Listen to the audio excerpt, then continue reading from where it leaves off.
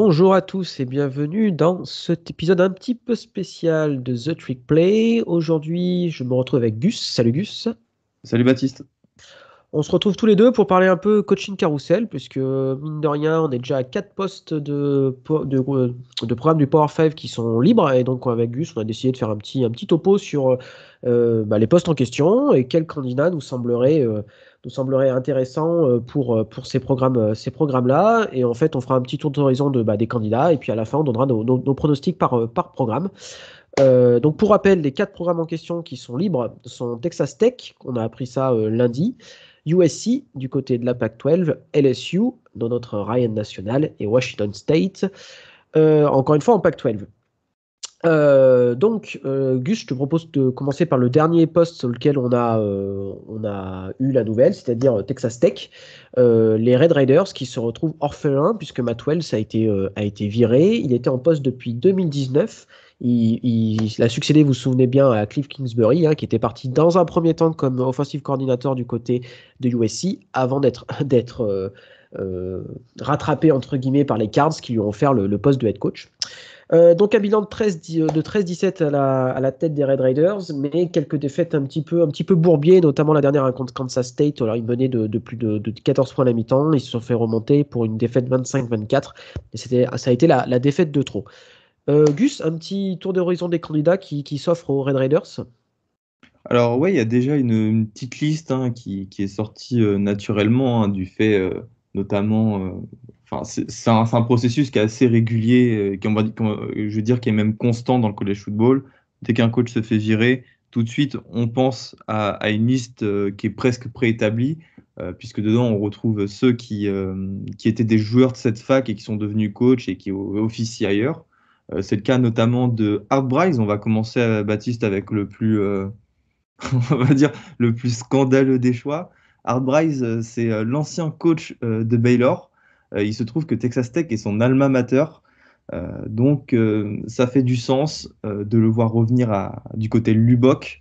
Il y a certaines personnes influentes du côté du programme de Texas Tech qui pousseraient pour lui, mais on sait que c'est un petit peu compliqué parce qu'il y a eu quand même un scandale d'agression sexuelle à Baylor, Baptiste. Ouais, Euh, c'est ça, des agressions sexuelles à répétition couvertes par Ad Briles. Voilà, ça me semble compliqué en 2021, après tous les mouvements qu'on a connus, et c'est tant mieux par rapport à la libération de la parole de la femme ou de ce genre de choses. Ça me semble compliqué en 2021 qu'un programme prenne le risque de recruter Art Briles avec les conséquences que ça peut avoir derrière. Et là, je parle plutôt en termes de réalignement, pour être tout à fait honnête, puisque on est en plein dedans et on sait que les dés sont pas encore totalement jetés, donc c'est pas impossible que la Big 12 n'en reste pas là et que voilà, des programmes soient amenés à partir. Et si Texas Tech recrute Art Briles, à mon avis, ça va être compliqué parce qu'on sait qu'ils ont fait du pied à la Pac-12 après l'annonce du départ de Texas et d'OU. Ça me semble compliqué que la Pac-12, en termes politiques, accepte une fac dont le head coach est Art Briles. je suis complètement d'accord avec toi sur ce point, parce que même si on sait que les Texans manquent pas de toupet et qu'ils sont totalement capables de procéder à une nomination comme celle-ci, Texas Tech, je pense pas que pour les 10 prochaines années, leur objectif, ça soit de rester en Big 12, ou du moins ils vont attendre de voir ce que ça donne avec l'arrivée de UCF, Houston et BYU et Cincinnati. Donc voilà, ils prendront pas le risque, selon moi, de partir avec un coach qui a autant de casseroles. Il y a un deuxième profil, un deuxième mec qui était aussi à Baylor, qui était dans le staff d'Art Briles. C'est Jeff Lebby, le coordinateur offensif d'Ole Miss, qui pour le coup a une occasion en or de prendre un programme en main. Et l'identité footballistique, son identité footballistique qu'il développe à Ole Miss, à savoir un jeu up-tempo et un jeu à la passe qui est comme ultra performant avec Matt Corral, je le verrais bien l'appliquer à TTU, qui est une des facs, on va dire, historiques de la Air Raid Offense. Donc ça fait du sens d'un point de vue footballistique. Je ne sais pas ce que tu en penses, Baptiste. Ah oui, très, très clairement, hein, le fait qu'il ait des vraies accroches au niveau texan dans son parcours de coach, le fait qu'il soit jeune aussi, hein, je crois qu'il a 37 ou 38 ans, et le fait qu'il a fait de l'excellent travail à Ole Miss en font un candidat naturel à ce poste de head coach, je suis d'accord. Il a grandi à 100 miles de Lubbock, la ville où se trouve le campus des Red Raiders. Un autre nom, et là je trouve vraiment intéressant aussi, c'est Sonny Dykes, le head coach de SMU, fils de Spike Dykes, qui était un coach de Texas Tech aussi dans les années 80-90. Donc vous voyez, on se répète, ce sont beaucoup de coachs qui ont une attache particulière avec cette fac. Qu'est-ce que tu en penses, Baptiste? Moi, j'ai du mal à y croire, étant donné le niveau qu'affiche SMU et on va dire les perspectives de développement des Mustangs. Ouais, concrètement, les Mustangs sont dans leur meilleure période depuis le fameux Pony Express des années 80 qui avait été pris par la patrouille de la NCAA, on se souvient, avec la Death Penalty. Donc concrètement, je ne vois pas Sonny Dykes quitter SMU qui a le feu, qui a un programme qui, qui progresse d'année en année, qui a quand même cette caractéristique d'être dans Dallas et donc avec des perspectives de recrutement intéressantes pour aller s'enfermer à Lubbock. Alors Lubbock, en termes géographiques, hein, pour ceux qui ne situent pas bien, c'est l'ouest du Texas. C'est au niveau, vous savez, ce petit carré là qui monte au nord du Texas, bah, c'est là Lubbock. Donc c'est un peu loin de tout. Vous êtes hyper loin de Houston, hyper loin de Dallas. Vous êtes presque plus proche du Nouveau-Mexique que des grosses villes texanes. Donc c'est un petit peu compliqué. C'est un peu un bourbier en termes de recrutement. Donc honnêtement, je vois pas Sonny Dykes s'enfermer là-dedans, même si c'est son alma mater, même si son père a été un coach légendaire à bas, j'y crois pas trop. J'y crois pas trop. Surtout que SMU recrute bien mieux que Texas Tech.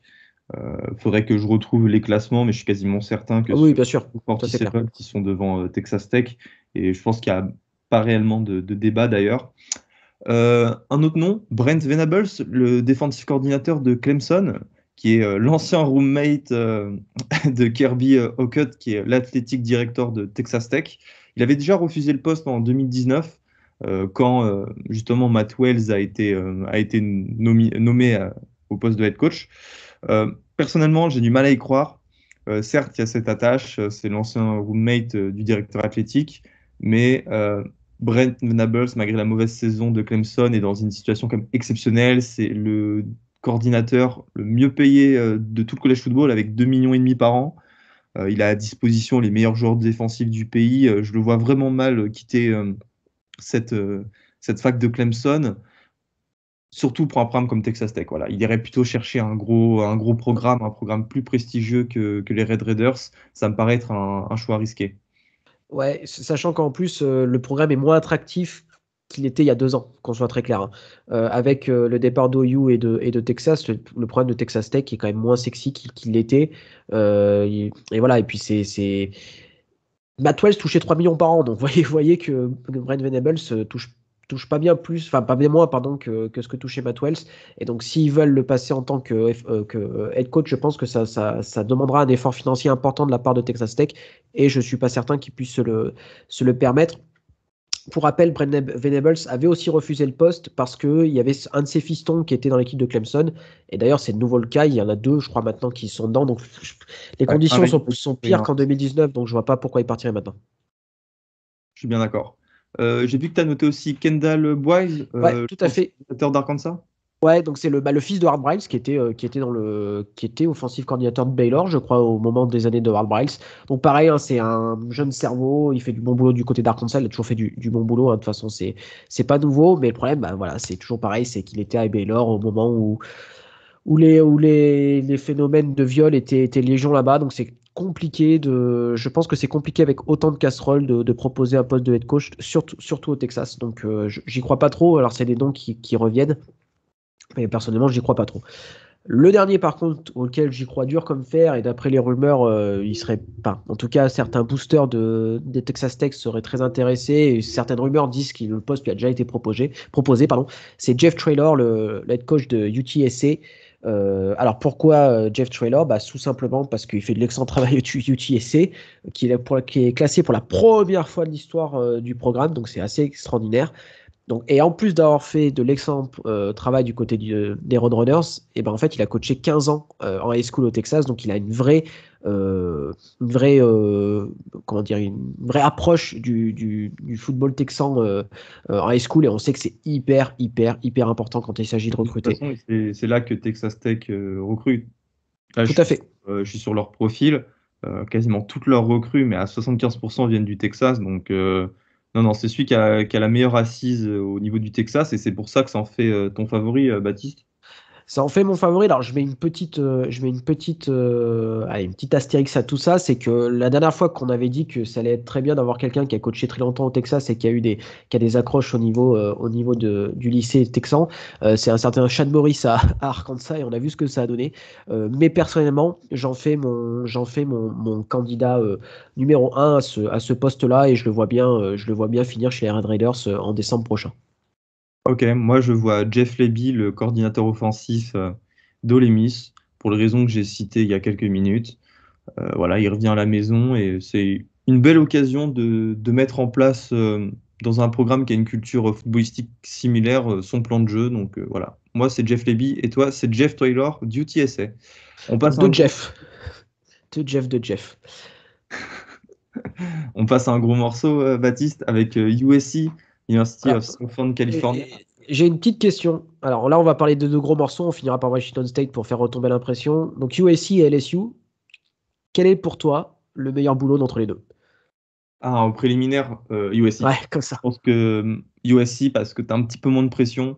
On en viendra après avec Ed Orgeron, mais à LSU, faut gagner, gagner, gagner. Et même avec un bon bilan, tu peux vite te faire virer. USC me semble être un endroit plus facile pour s'épanouir. Donc voilà, je partirai sur les Trojans. Et ben, on va partir sur les Trojans. Alors, fais-moi un petit récap de qu'est-ce qui s'est passé pour Clay Helton. Bah, Clayton, qui était en poste je parle bien de head coach depuis 2015 parce qu'en soi, il était dans le coaching staff des Trojans depuis 2010, hein, c'est un spécialiste des quarterbacks. Il a même été offensive coordinateur par la suite. Donc voilà, il était le head coach depuis 2015. Bilan de 46 victoires pour 24 défaites, dont 2 victoires et 3 défaites en bowl. C'est pas assez pour un programme comme USC. Cependant, on doit quand même lui rendre à César ce qui est à César. Il a tenu plus longtemps que Lane Kiffin, Ed Orgeron et Steve Sarkisian, qui sont quand même trois grands entraîneurs aujourd'hui du college football, hein. Lane Kiffin à Ole Miss, Ed Orgeron qui était à LSU et Steve Sarkisian qui est à Texas. Donc voilà, il est resté en place 6 ans. En 6 ans, c'est juste un Rose Bowl, deux gagnés. C'était en 2017 face à Penn State. Bon, là, c'était un super Match Rose Bowl, légendaire. match légendaire. Et un titre de champion de la Pac-12. C'est pas assez. C'est pas assez, ouais. C'est vraiment pas assez, surtout quand on voit le niveau que propose la Pac-12 maintenant depuis quelques années. T'as que Oregon, on en parlait en off, que Oregon et Stanford qui peuvent apporter, on va dire, une concurrence à cette équipe de USC. Et c'est d'ailleurs en fait le reproche qui est fait aux Trojans, c'est qu'il n'y a pas assez de résultats avec le talent qui est à disposition. Chaque année, les Trojans ont 2, 3, 5 étoiles et une flopée de 4 étoiles. Il y a beaucoup de programmes qui performent avec beaucoup moins, à commencer par le tien, Baptiste, et le mien de Notre-Dame. Bon, c'est une autre échelle quand même. Donc voilà, c'est ce qui a amené Clayton à se faire virer. Il a été remplacé par Dante Williams. Dante Williams, qui était le coach des cornerbacks du USC cette année, et qui lui est plutôt réputé. Encore une fois, vous allez voir, c'est la problématique centrale autour du USC. Il est réputé comme étant un très bon recruteur. Alors, Baptiste, je vais te proposer de me dresser la liste des candidats. Alors déjà Dante Williams n'en fait pas partie parce que je pense qu'ils ne feront pas la même erreur deux fois parce que pour rappel, Clayton en fait avait été coach par intérim après le renvoi de Steve Sarkisian. Vous vous souvenez, Steve Sarkisian avait des problèmes de boisson donc qui était ressorti donc c'est pour plus ça plus ses résultats insatisfaisants avaient fait qu'il a été viré et Clayton avait été nommé coach intérimaire pour la fin d'année et coach ensuite pour le reste bah, pour signer un contrat définitif. Donc je pense qu'ils ne feront pas l'erreur deux fois. Alors, les candidats, qui dit USC, voilà, c'est un Blue Blood, donc forcément, Il y a tout le monde. il y a Tetra Chindon, j'ai envie de dire. Le premier qui revient, et c'est assez bizarre, surtout après la performance de ce week-end, bah, c'est James Franklin, hein, le head coach de Penn State. Alors je ne sais pas pourquoi, c'est un peu un vieux marronnier, c'est toujours James Franklin à USC.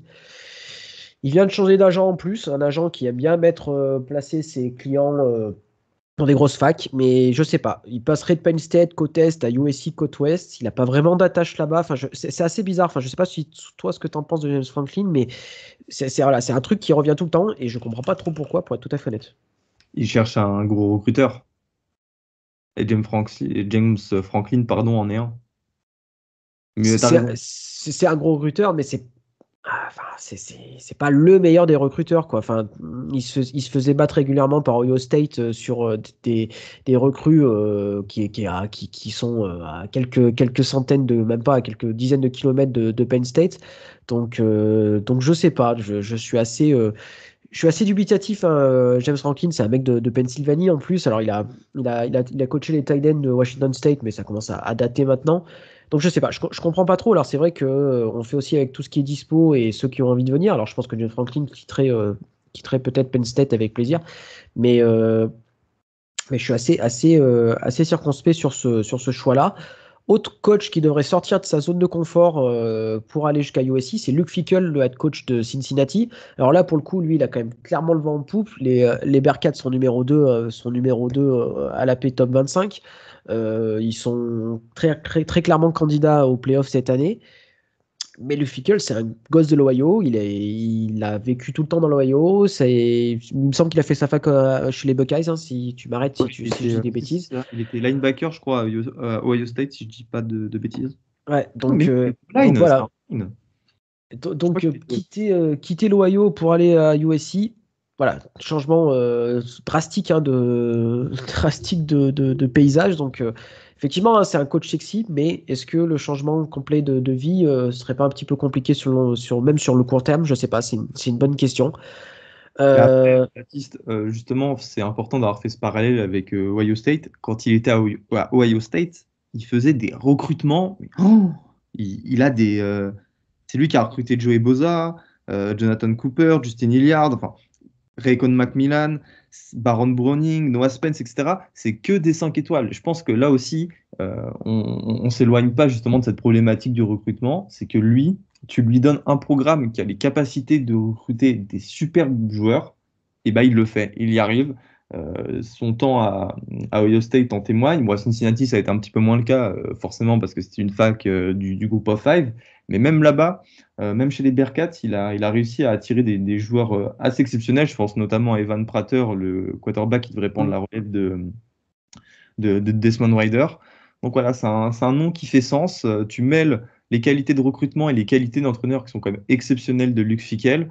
Ça en fait le candidat idéal pour USC, sur le papier évidemment. Après, alors, reste la ouais. problématique de quitter l'Ohio natal. Après, tu vois, moi, encore une fois, c'est un très bon recruteur, mais c'est un très bon recruteur dans une zone qu'il connaît. Est-ce que, alors Baron Exactement. Browning pour le coup c'est un Texan, hein, dans mes souvenirs, mais Ouais. est-ce qu'il serait capable de créer du lien avec les high school californiennes très rapidement pour pouvoir recruter à un niveau qui est attendu du USC? C'est une autre question. Mais oui, sur le papier c'est un très bon recruteur et on a besoin de très bons recruter. Et puis de toute façon le vivier est tellement important en Californie, donc Ouais. un bon recruteur là-bas il fera des miracles parce qu'il y a masse de recrues intéressantes, quoi. On va passer. Ouais, on passe au prochain. Je te laisse je sais pas qui tu veux présenter. À toi, Gus. Je te propose qu'on en fasse un marrant avant de passer à du plus Yes. sérieux. Jeff Fisher, l'ancien head coach des Rams et des Titans. Alors là, je sais pas quoi dire, Baptiste. Bah, je sais pas. Alors, pour être, C'est c'est Captain aussi Fisher. un ancien de la maison. Ouais. Et c'est un ancien Trojan, donc forcément, avec une grosse expérience chez les Titans qu'il a mené au Super Bowl, avec une plus petite expérience chez les Rams, mais voilà, qu'il a mené des saisons à 7-9 tout au long de sa carrière. Mais voilà, c'est un nom qui est revenu. Alors, on a eu un peu deux sons de cloche. Il y a des gens qui disent qu'il était intéressé, d'autres que non. Bon. Honnêtement, j'y crois pas trop. Il a passé, voilà, il a passé un certain âge et c'est compliqué de se remettre dans le recrutement. Euh, il faut reparler à des jeunes de 16 ans, il faut les motiver à venir dans ton programme. Voilà, c'est Ah, presque mais pas c'est le ça, même boulot. C'est c'est ça le compliqué, hein. il a exactement le profil qu'un jeune lycéen n'aimerait pas avoir comme coach, en fait. Bon, c'est peut-être dur à dire, je lui fais peut-être un procès d'intention, mais à l'heure où on a peut-être envie d'avoir des coachs un peu plus jeunes, un peu plus conscients de tout ce qui touche, tu sais, aux problèmes, je vais dire presque politiques, Jeff Tout à Fisher, fait. c'est une connerie énorme. Bah, moi, pour moi, ça serait une fausse bonne idée en disant on va ramener un ancien à la maison avec beaucoup d'expérience. J'y crois pas du tout. Puis ça fait quand même quelques temps qu'il a plus coaché. Donc, et on sait que ça évolue quand même très vite. Voilà, le coaching, notamment en NCAA, évolue très vite. Donc, je sais pas. Je pense qu'il serait un petit peu perdu. Autre nom peut-être, voilà, qui pourrait, pour le coup, lui aussi, comment dire, avoir du sens, c'est Matt Campbell, le head coach d'Iowa State, qui lui aussi est sur le feu des projecteurs depuis quelques années maintenant. Mais malheureusement, on a vu que quand son programme est sous le feu des projecteurs, c'est là où il est le moins bon. Et malheureusement, USC, c'est Hollywood, donc les projecteurs, il y en a beaucoup. Je suis bien d'accord avec toi. Après, est-ce que on ne sait pas vraiment ce qu'il donnerait avec des meilleurs recrues, Matt Campbell? C'est ça le problème. C'est ces entraîneurs qui sont un peu sortis, on va dire, de nulle part avec des programmes qui recrutent très très mal. Qu'est-ce que ça donnerait avec un programme du USC, en fait, qui est un des meilleurs programmes du pays en termes de recrutement et même d'exposition? Euh, je suis certain que ça marcherait. Mais encore une fois, tu prends le risque. Tu pars un petit peu, c'est un petit peu un saut dans l'inconnu. Donc, pour moi, c'est un choix. C'est aussi une fausse bonne idée, voilà. Alors, ce qui est bien avec Matt Campbell, c'est qu'au niveau, au niveau des couleurs, ça changerait pas trop entre Iowa State et USC. Là, déjà, il serait pas trop perturbé. Donc, déjà, ça, c'est plutôt pas mal. Après, voilà, c'est toujours pareil. Est-ce qu'il veut quitter une situation dans laquelle il est bien? On sait qu'il a refusé, qu'il aurait refusé. Je mets du conditionnel parce on n'est pas trop sûr, mais possiblement les Jets l'année dernière. Donc, Il a accepté une prolongation de contrat aussi. aussi. Donc, il a un buyout qui est relativement important, je pense, derrière. Donc voilà, c'est un petit peu compliqué. J'ai mentionné les Jets, donc on va parler NFL. Il y a un coach dont on a entendu parler dans les premières rumeurs et qui s'est exprimé hier de façon pas top cool pour le programme de USC. C'est Mike Tomlin, hein, le head coach des Steelers en NFL, et qui a dit non, absolument pas. Il faut jamais dire jamais, mais là je vous le dis jamais. Et alors il avait une phrase qui était assez marrante parce qu'il faut quand même pas tenter le diable. Il a dit, je pense qu'il n'existe pas un booster qui a un chéquier assez gros pour me faire signer là-bas. Attention à ce genre de phrase parce qu'on peut avoir un booster un peu fou du côté de Los Angeles qui serait capable de faire signer un très grand contrat à Mike Tomlin. Blague à part, j'y crois pas. Et de la même façon que ce que j'ai dit par rapport à Jeff Fisher, euh, revenir sur des bases de allez, viens jouer dans mon programme. Je suis pas sûr que Mike Tomlin est là-dedans et je pense que ça le ferait plus chier qu'autre chose, quoi. Et puis, pour revenir à l'histoire du salaire, hein, à USC, il est totalement, il toucherait plus, hein. Je crois qu'aux Steelers, il touche 8 millions par an. Ça serait pas fou de dire que USC lui donne un salaire aussi important, voire plus, hein. On sait que. Ah, il y a- je pense qu'on pourrait arriver aux alentours des 10 Ah millions oui. l'année, ouais. Non, mais surtout à cette période-là pour USC, qui est quand même un moment, on va dire, charnière du siècle pour eux. Euh, il mettrait le paquet, donc voilà. Mais ouais, en sortant justement de cette problématique du salaire, qui est au final pas très importante, euh, Mike Tomlin a la meilleure situation de NFL avec les Steelers. Guigui nous disait qu'en 10 ans, il n'a pas eu un seul bilan négatif avec les Steelers. Il a un ou deux Super Bowls, si je dis pas de bêtises. Je vois pas pourquoi il partirait à LSU dans un environnement. Il est dans une franchise historiquement très stable, hein. Il y a eu trois head Voilà. coachs depuis 1956. Alors ça vous donne la stabilité des Steelers. Donc effectivement, moi j'y crois pas du tout.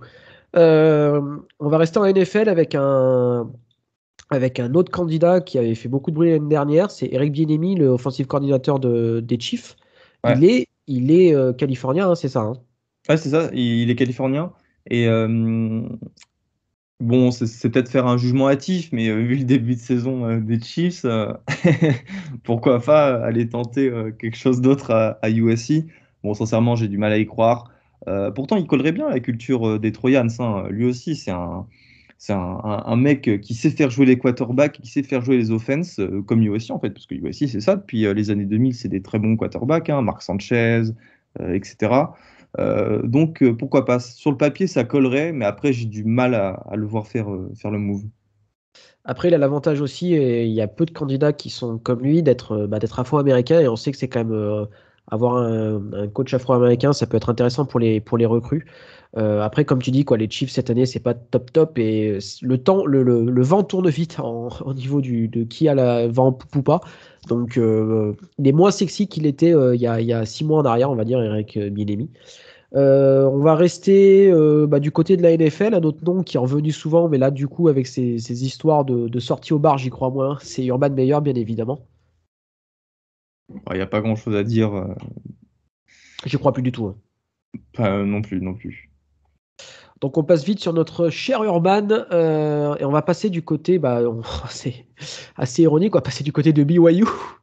Kalani Sitake, hein, qui pourrait être un candidat plutôt intéressant en vue du travail qu'il a fait du côté des Cougars. Ah, je trouve que c'est un coach sous-coté, pardon, dans ce process de recrutement du USC, parce qu'il fait vraiment du très très bon boulot avec les Cougars. Depuis 2016, c'est 4 bowls, 4 saisons positives sur 5. On sait que c'est un programme qui a un petit peu du mal à recruter et on l'a vu, hein, il a aussi cette capacité de développer des très bons joueurs, notamment des quarterbacks. C'est un argument qui va peser en sa faveur et moi je le vois bien rester en Pac-12. Enfin, je rappelle, il était coach à Utah, il était le défensif coordinateur de Utah au début des années 2010, puis après il est allé à Oregon State. Donc voilà, je le vois bien rester dans cette zone des États-Unis. Il pourrait avoir cette assise justement au niveau du recrutement. Bon, même si on sait qu'il excelle plutôt dans les zones comme l'Utah ou l'Arizona. Euh, je demande à voir. Ça, c'est un move du USC qui serait audacieux, mais moi qui me ferait plaisir. De toute façon, j'ai quand même l'impression que pour USC et LSU, il y a quand même que des moves qui sont audacieux. Il y a peu de valeurs sûres parce que il y a un paquet soit de coordinateurs, donc voilà, on ne sait jamais ce que ça donne, soit de gens qui sont dans des situations qui leur sont très confortables et dont on fait sortir leur zone de confort. Donc avec ce côté, qu'est-ce qui va être à la sortie? Quelques autres noms que tu aurais envie de mentionner pour le poste de head coach du côté des Trojans?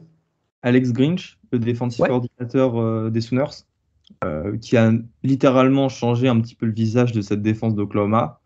On sait qu'il était, et on en parlera tout à l'heure, qu'il est notamment dans les petits papiers de Washington State, hein, c'était l'ancien coordinateur défensif des Cougars. C'est peut-être l'occasion de sa vie d'aller coacher un programme en tant que head coach aussi important que USC. C'est une occasion qui se représentera pas deux fois, donc moi je le vois bien être intéressé. Je suis d'accord avec toi. Je pense qu'on en reparlera avec Washington State, mais je pense il attend ce genre d'opportunité. Est-ce que USC prendra le risque de lui donner? Ça, c'est une autre question, mais je pense que si on lui propose, il sautera bien évidemment dans le premier avion entre Norman et Los Angeles. Gus, il est l'heure de se mouiller. J'en ai aucune idée de mon côté, alors je te laisse parler en premier. Je réfléchis pendant que tu donnes ton pronom. J'en ai aussi aucune idée. Alors on va partir sur, on va dire, le choix qui fait pas le moins de sens, pour le dire négativement. C'est Alex Grinch, le, le coordinateur défensif des Sooners que l'on vient de citer, pour les raisons évoquées, hein.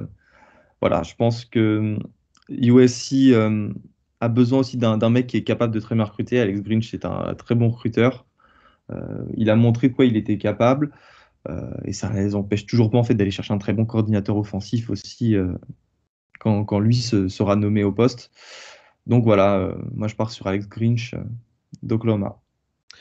Moi, je pense il y a trop de fumée pour qu'il n'y ait pas de feu. Je vais dire James Franklin, hein, parce que c'est vrai que ce nom revient tout le temps et je suppose il y a des gros boosters qui sont fans de lui. Donc voilà, donc je sais pas. Je crois plus sur l'arrivée de James Franklin que d'autres choses. Tiens, Mais c'est à propos des boosters, tu penses que ils font la loi dans une fac comme USC? Parce que tu sais, il y a d'autres facs, je bien peux sûr. très bien l'entendre, hein, les facs notamment de SEC, mais est-ce que Mike Bone, donc le directeur athlétique de USC, est vraiment sensible aux boosters? Ah, je pense que dans n'importe quelle fac, c'est sur les boosters qui font la loi. Après, à des degrés différents, qu'on soit très clair. Mais, euh, mais je pense que c'est eux qui ont le dernier mot sur un paquet de choses, notamment dans les très très grosses facs et notamment dans les facs où il y a des alumni très célèbres et très riches et très puissants. Et je pense qu'effectivement, c'est les boosters qui auront pas le dernier mot, mais en tout cas qui donneront la direction à suivre. En parlant de booster bien chiant, tiens, voilà, on y Ah, va. Du côté de Baton Rouge, LSU, bon, quoi dire sur notre bon vieux Ed, qui est arrivé de USC après son intérim en tant que head coach. Il est arrivé du côté de LSU, il a pris la place de notre ami Les Miles, après une défaite contre Auburn en 2016. On se souvient, une défaite un petit peu borderline. Il y avait une histoire de TD pas marquée par les Tigers d'Auburn, pas les Tigers de LSU. Donc il a pris le poste de head coach en 2016. Pareil, il a été d'abord coach par intérim, puis officialisé comme head coach à la fin de l'année. Bilan de 49-18, un titre national avec une équipe absolument extraordinaire, on va pas revenir dessus. Un Citrus Bowl et un Peach Bowl à son actif.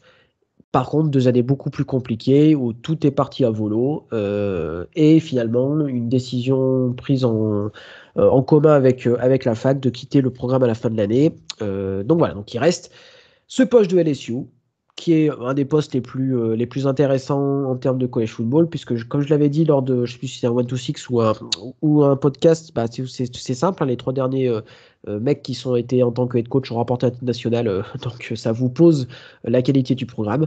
Donc forcément, les candidats se bousculent au portillon. On commence par qui? Dis-moi tout, Angus.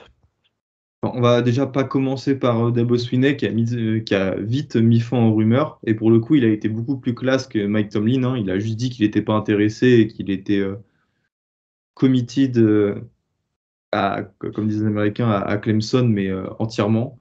Donc Que la voilà, seule Dev Valley dont il connaissait, était c'était Clemson. responsable, c'était celle de Clemson et pas celle de LSU. Ouais. Donc on va dresser cette petite liste de candidats. Hein, des candidats qui devront avoir le cœur bien accroché et les nerfs bien solides, hein, parce que le bilan de Ed Orgeron, en soi, il est excellent à LSU. Mais bon, il a cédé face au haut niveau d'exigence des Tigers. Le premier candidat, c'est Mel Tucker. C'est un nom que l'on voit revenir souvent ces dernières semaines, parce qu'il fait du très très bon travail à Michigan State. Voilà, à Michigan State, toujours un bilan invaincu, très bon running back. Bref, c'est un des programmes qui est sous les spotlights en college football cette année. Moi, j'ai toujours été fan de ce choix parce il fait du sens d'un point de vue footballistique. Mel Tucker a une identité défensive très forte, comme la fac de LSU, parce que évidemment, il faut surtout pas regarder cette fac de LSU à travers l'année 2019 de Joe Burrow qui lance 64 touchdowns en une année, mais il faut regarder ce qui s'est passé avant, c'est DBU, Tyrann Mathieu, etc. Donc ça ferait du sens déjà de ce point de vue-là. Après, j'ai du mal à y croire. On l'a répété dans One to Six, mais il a déjà quitté Colorado en 2019 après juste un an à la tête des Buffaloes pour rejoindre Michigan State. Après cette saison à Michigan State, je ne le vois pas du tout, encore une fois, mettre un lapin aux Spartans. Euh, je pense que même d'un point de vue humain, ça doit être... je ne le vois pas faire ça. Voilà. Il aurait une sacrée réputation hein, s'il le faisait. À mettre à son crédit, il a quand même cette capacité à faire gagner un programme très rapidement. Ils se sont gavés sur le portail des transferts cette année, cette intersaison. Alors, on parle beaucoup de Kenneth Walker, hein, le running back, mais il y a aussi Ronald Williams, le cornerback. Il y avait Drew Jordan, le defensive end de Duke, Jared Horst, le tackle de Arkansas State. Enfin bref, ils se sont gavés dans le portail des transferts et finalement les Spartans pardon, sont venus hyper compétitifs en moins d'un an. Et ça, c'est quand même hyper intéressant pour n'importe quel programme. Se dire, ok, ce mec, on le recrute et il est capable 6 mois plus tard d'avoir un programme qui tourne. Donc ça, c'est plutôt intéressant, mais je suis comme toi, j'y crois pas trop. Parce que ça lui ferait une répute assez dégueulasse au niveau du monde du college football et même au niveau des recrues, je pense que ça le ferait pas bien. Le coach en face, il dirait bah, c'est Mel Tucker qui te recrute à LSU, bah, il y a une chance sur deux qu'il soit plus là la saison prochaine. Et puis, Voilà, je le rappelle pitch est tout trouvé, quoi. que Mel Tucker a été coach à Georgia aussi. Tout à fait. Et qui dit coach à Georgia, donc c'était en 2017, dit très bon recruteur une fois de plus. Et on sait que dans des facs comme LSU, bah, c'est le nerf de la guerre, hein. Quand on sait que si tu recrutes pas bien, bah, tu fais rien. Suffit de voir les classements. Je suis encore sur sa liste de 147. C'est que des excellents joueurs qu'il a recruté là-bas. Donc voilà, encore un argument de poids pour sa nomination. Je te propose qu'on passe à James Franklin. On va y passer Ouais. rapidement parce qu'on a déjà évoqué un petit peu son profil pour USC. C'est un nom qui va apparaître partout dès qu'un gros poste sera laissé vacant. Voilà, je pense qu'il n'y a pas grand-chose à dire sur James Franklin, mis à part le fait qu'il pourrait revenir en sec. Je rappelle qu'il a coaché Vanderbilt. Ça a quand même été la lumière avant Tout à fait. Vanderbilt dans toutes ces années de marasme. Là, pour le coup, il serait capable de prendre le poste à LSU. Ça serait le moyen pour lui de partir de Penn State. Je pense pas qu'il soit si attaché à ce programme. Et LSU aussi, encore une fois, c'est un programme qui se présente pas tous les ans. Donc voilà, il doit y réfléchir longuement dans sa tête. Ouais, je suis d'accord avec toi. Mais pareil, je vois plus partir pour USC, aussi bizarre que ça puisse paraître pour LSU, qui est quand même un programme beaucoup plus toxique dans son approche par rapport à pas mal de choses. Oui, d'ailleurs, Donc, on aurait dû le préciser, hein, mais Ed Orgeron, s'il part, c'est pas que pour du sportif, hein. Il y a quand même des petites histoires extra-sportives là qu'on a entendues tout à fait, ces dernières semaines qui touchent, on va dire, son image. Et je tout à pense que fait. LSU, c'est un bon moyen de justifier aussi cette séparation. Tout à fait. Et donc, c'est pour ça que il y avait enfin, on aurait pu penser qu'LSU était moins à cheval sur l'image que renvoyait son programme de foot. Mais pareil, du coup, je vois pas Herman Mayer arriver à LSU. Il y a 6 mois, peut-être que ça aurait été entendable et je pense qu'il aurait fait un travail de malade du côté de Bâton Rouge. Mais là, maintenant, j'y crois pas. Et comme tu dis, Orgeron a des affaires un peu pas de mœurs, parce que c'est pas vraiment des affaires de mœurs, mais disons que.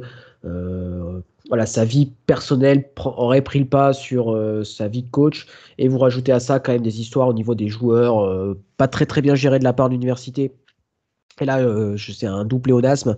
Donc voilà, c'était un petit peu compliqué de garder Ed Orgeron. Et c'est pas pour. Si vous virez Ed Orgeron pour ça, c'est pas pour vous remettre avec quelqu'un dont on sait que son. Que sa gestion en dehors du terrain est pas top comme Urban Meyer. Donc Et voilà. d'ailleurs, tu penses qu'il va retrouver un poste ou il arrête pour de bon là? Ed Orgeron? Ouais, rapidement. Ah, je pense qu'il aura un poste de coordinateur quelque part. Je pense qu'un mec Ouais. comme ça, il aura forcément, ou un truc de recruteur, c'est un très très bon recruteur, il trouvera un poste ailleurs, dans une grosse fac ou un NFL, j'en suis persuadé. J'en suis persuadé. Ah, pourquoi pas à Alabama, parce qu'on sait que Sama, Ouais, il aime bien. Baptiste rigole pas, tu sais très bien que c'est possible, hein. Non, mais je rigole à Si moitié. l'autre Oui. attends, si l'autre a quand même réussi à ramener un head coach NFL, un Doug Marrone en coach de O-line, il peut très bien ramener Dorgeron en coordinateur défensif ou en coach de la D-line. On est d'accord. Et pour rappel, Edward Giron est un ancien offensive line, hein. Ouais. Mais spécialiste de la D-line en tant que coach. Tout à Et fait. justement, en 2015, il était arrivé à USC en tant que coach de la D-line pour le LSU. Et après, il avait pris la succession de Les Miles en 2016. Vous savez, hein, le coaching carousel, ça reste un circuit fermé, hein. On quitte jamais vraiment définitivement les postes de coaching. On se retrouve toujours à être recyclé à droite à gauche. Un petit bisou à Tom Herman qui doit être du côté de la NFL, si je me souviens bien. Ouais, il va revenir. On Billy verra, on verra. Napier, Ouais, bah, c'est peut-être pas très sexy sur le papier, mais ça reste un candidat, enfin, quelqu'un qui a fait du super bon boulot du côté de Louisiana, des Raging Cajuns. Donc forcément, bah, on se dit c'est quelqu'un qui connaît bien le Louisiane, qui sait faire fonctionner un programme en Louisiane. Mais voilà, on sait que passer de Louisiana à LSU, c'est quand même faire un grand écart au niveau médiatique, au niveau pression, etc., etc. Mais il n'empêche qu'il était dans les petits papiers de Auburn l'année dernière, qu'il avait refusé le poste. Parce que je pense il doit se dire qu'il y avait le poste de LSU qui était dispo et qu'il attendait ça. Voilà. Après, on sait que le nouvel AD de LSU a tendance à faire des recrutements un peu clinquants, un peu sexy. Et je suis pas sûr que Billy Napier soit dans ce cas-là. Mais ça reste un coach qui gagne. Et je pense que c'est hyper important quand même pour LSU d'avoir un coach qui gagne, même si les qualités de recruteur ne sont pas ses qualités premières à Billy Napier. et puis coach qui gagne, hormis sa première saison à Louisiana, donc en 2018 où il était à 7 défaites, depuis 2019, c'est seulement 5 défaites, hein, Louisiana. Donc voilà, c'est un programme qui surdomine, enfin non, non, qui surdomine, je suis dur, parce qu'il y a Coastal Carolina qui est très fort, mais ça gagne, il gagne en fait depuis le début la division ouest de la Sun Belt. Mark Stoops, Baptiste, Mark Stoops, qui est le coach de Kentucky depuis 2013, hein. Juste avant ça, c'était le défensif coordinateur de Florida State et d'Arizona State, hein, le défensif coordinateur de la grande équipe de Florida State. En 2013, si je dis pas de bêtises, hein, ouais, c'était lui qui était là lors de la finale nationale. C'est un nom qui pour moi fait du sens parce que Mark Stoops, il prouve d'année en année que c'est un très très bon coach. Certes, il est à Kentucky, qui est quand même une bonne équipe de SEC, qui recrute relativement bien. Je parle évidemment au niveau national. C'est un choix qui ferait sens selon moi parce que justement, il colle encore à cette culture défensive des LSU. C'est un mec qui a prouvé. Finalement, c'est un choix qui est pas forcément très audacieux, mais qui t'assure de bonnes saisons. Après, on sait qu'LSU veut plus que des bonnes saisons, mais voilà, c'est un choix à méditer. Alors, c'est effectivement, effectivement un choix médité. Par contre, est-ce que lui, il a envie de quitter, parce qu'il est quand même bien à Kentucky, vous vous rendez pas compte, le travail qu'il a fait à Kentucky, il reste dans une fac où la pression sur l'équipe de foot est quand même super faible, parce que je sais pas si vous êtes au courant, mais à Kentucky, il y a une grosse équipe de basket. Donc, je pense qu'il est presque dans un job qui lui convient, qui est parfait pour lui, parce que j'ai peur que LSU, ça soit un niveau au-dessus et avec d'autres choses à gérer que simplement l'aspect sportif. Et je suis pas certain qu'il a envie de s'embêter avec ça, surtout qu'il doit pas avoir l'autre 60 berges, Mark Stoops. Donc perso, j'y crois moins. Pour être tout à fait honnête, j'y crois moins. Mais ça Et je reste un super coach et qui est dans une super, qui fait du super boulot à Kentucky, quoi. Et je profite de Kentucky pour dire que Calipari est un abruti. On reste en sec. On reste Lane en sec, ouais. Lane Kiffin, le head coach d'Ole Miss. Alors ça aussi, Baptiste, ça serait un choix vraiment audacieux pour le coup. Ah, ça serait un choix audacieux et ça serait un choix. Personnellement, j'y crois pas. Je pense que, alors pour deux raisons. Il a déjà eu un très gros programme, deux très gros programmes à gérer, et ça s'est mal passé deux fois. Tennessee, qui lui est resté un an, qu'il a quitté pour USC, et USC, on sait comment ça a terminé, sur un tarmac à l'aéroport en venant de...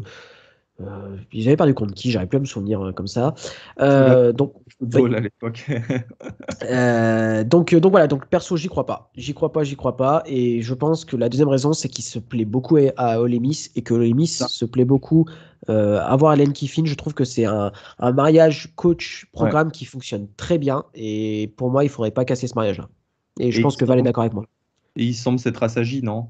Parce que quand même, c'est un Il est coach. moins, il est moins tête à claque qu'il était, hein, parce que Il avait une réputation de merde, il faut le dire. il avait une réputation de merde, bah, de jeune premier jeune coq qui savait tout. Et je pense que ses expériences loupées en NFL puis en college football lui ont fait du bien. Et que pareil, son expérience avec Nick Saban lui a fait énormément de bien. Ouais, bah, Et que repartir un peu plus bas à FAU, bah, ça lui a fait du bien aussi. Enfin, il s'est assagi et je l'ai trouvé notamment dans sa conférence de presse post-match contre Tennessee très bien. Et voilà, malgré le trash talking, je suis d'accord. on est d'accord. Et Donc c'est moi, là Lane qu'on Kiffin, voit j'y que, crois pas trop. c'est là qu'on voit que l'école Nick Saban, quand même, Tout c'est à quelque fait. chose, hein. Tu fais. Bon, on espère que ça marchera pour Bill O'Brien et qu'il retrouvera un poste C'est en ça. NFL et qu'il gagnera un Super Bowl. Alors là, ça serait. Mais... Ou un poste en college football, hein, c'est pas impossible non plus, hein. Ah oui, c'est même certain, j'ai envie de dire. Là, il attend. Tu sais, c'est l'année de transition. Il montre ce qu'il sait faire avec cette attaque. Et après, je ne me fais pas de soucis pour lui. Il aura des propositions. On va passer à deux coachs NFL, hein, on parle de NFL. Joe Brady, le coordinateur offensif des Panthers de Carolina, qui était le passing coordinateur de LSU en 2019, si je ne dis pas de bêtises. Là aussi, c'est un retour à la maison, un choix qui fait sens. Après, je pense que Joe Brady a quand même une bonne situation chez les Panthers. Il commence à avoir du matériel à disposition. Je le vois mal quitter justement cette expérience de la NFL si vite. Je le vois bien encore rester 5-6 années là-bas. Et après, bah, s'il s'y plaît pas ou même s'il performe pas, je le vois revenir Alors, dans une trame de moi, quelque chose. je suis un peu plus, moi, je suis un peu plus cash. Je pense qu'il va avoir un poste de head coach en NFL la saison prochaine, même si ça commence à, enfin, il commence quand même à avoir quelques nuages du côté des Panthers au niveau offensif et que, voilà, il y a quelques questions qui se posent par rapport à ses capacités à amener une attaque en NFL. Donc, peut-être que le college football lui convient plus, j'en sais rien. Mais je sais pas, je pense que, à mon avis, mieux vaut rester sur une super impression. Voilà, ça restera le passif coordinateur de ce titre de 2019. Tous les louanges qui vont derrière, est-ce qu'il risquerait ça en revenant avec un. Voilà, je sais pas, j'en sais rien, avec un jeu à la passe qui serait sûrement moins performant que les années Joe Burrow, bah, pour des raisons évidentes. Honnêtement, j'y crois pas trop à Joe Brady, un retour de Joe Brady. C'est drôle de dire ça, Baptiste, parce que ça montre en fait l'exigence que LSU Tout a à fait, de ses tout à fait. entraîneurs. C'est que la barre, elle a été mise tellement haute avec Joe Bureau. c'est Justin Jefferson, Ja'Marr Chase qui réussissent tous en NFL en ce moment, que en fait, voilà, le coach qui va arriver, il sera dans une situation où même s'il fait des bonnes saisons, des saisons en 8-3, bah, ça ne sera pas considéré comme des saisons réussies parce que c'est un programme qui a eu 3 titres en 15 ans et c'est beaucoup trop. C'est beaucoup trop de pression sur les entraîneurs. On termine avec les pronostics, Baptiste. Toi, je sais que tu aimes bien Ouais. un coach du côté de Baylor et tu penses que ça pourrait faire l'affaire. Tout à fait. On n'en a pas parlé du coup parce que j'en profitais pour dire que c'était mon pronostic à moi perso. C'est Dave Aranda, hein, le head coach de Baylor, qui était défensif coordinateur lors du titre national. Il connaît la maison, il recrute bien.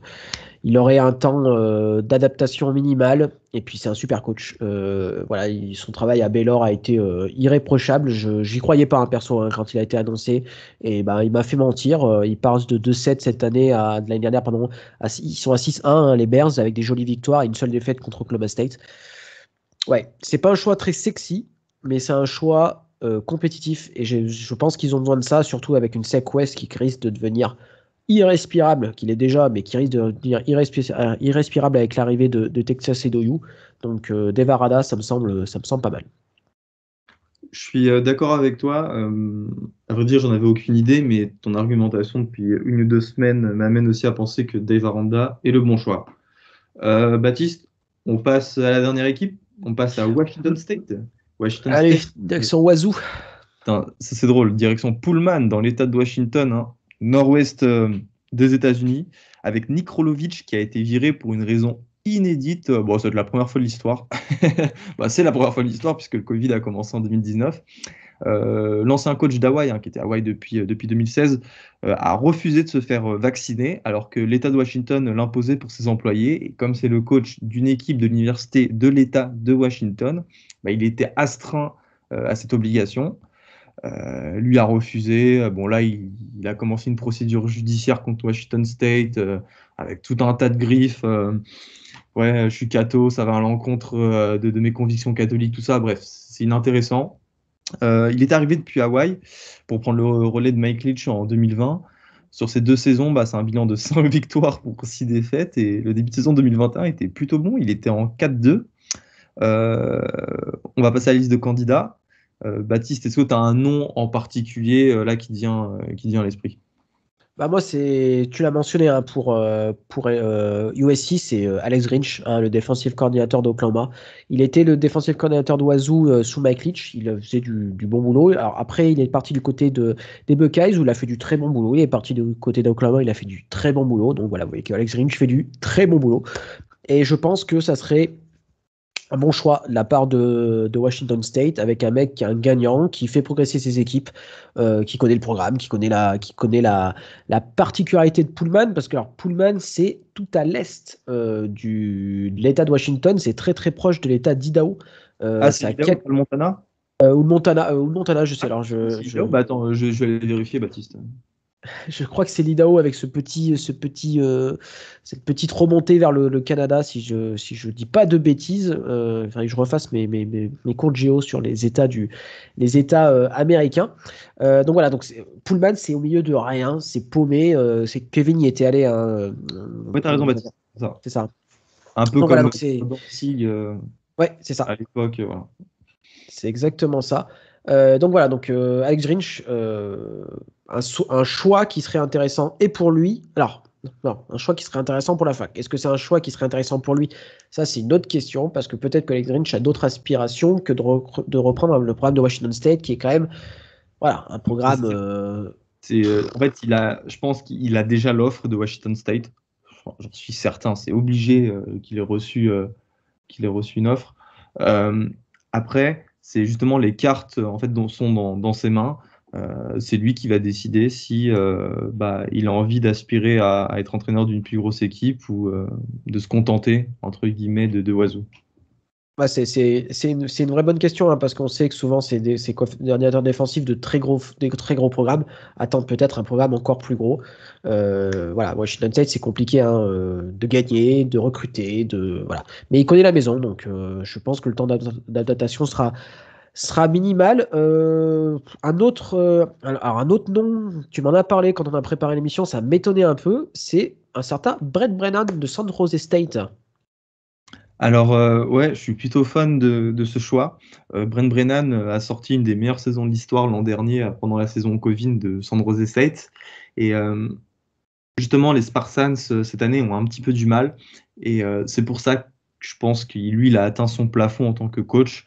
C'est un programme qui ne peut pas lui offrir de meilleures perspectives de développement, parce que c'est quand même une petite fac, petit stade. Je pense pas qu'il ait les moyens en fait de prospérer en tant que coach dans cette fac. Voilà, ce fameux plafond de verre qui a été atteint par les Spartans.